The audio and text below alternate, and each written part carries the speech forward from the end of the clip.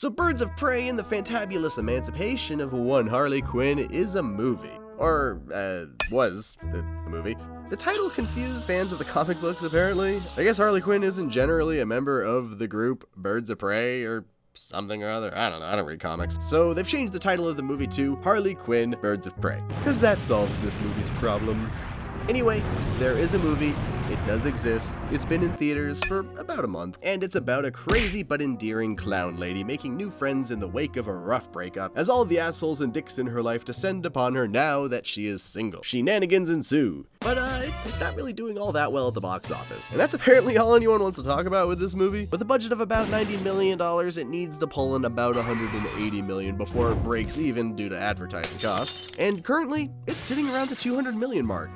So it's doing its thing, and it's covered its costs, but honestly, it's probably not going to put a lot in the bank. And yet, many are labeling it a failure, or a flop, or some kind of historic bomb for reasons? It's not like we're talking about a movie that's losing hundreds of millions of dollars like Dolittle just did, or Cats just before that, or Terminator Dark Fate just before that, or Mortal Engines.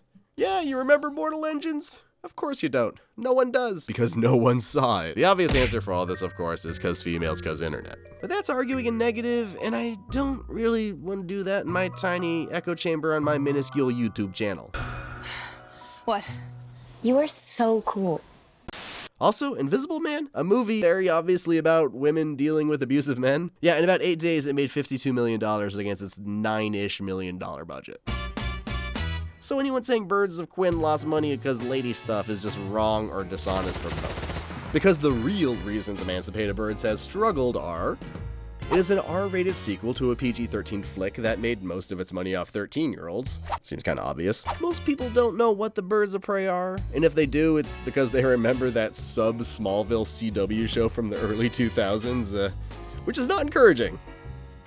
As previously mentioned, there is a disconnect with the fan base from the comics over Harley Quinn being used to push future Birds of Prey movie, which honestly I kinda get. And then you have the modern box office savior in the form of China that has closed all the theaters in the country because of the coronavirus. So no Chinese bump for poor birds.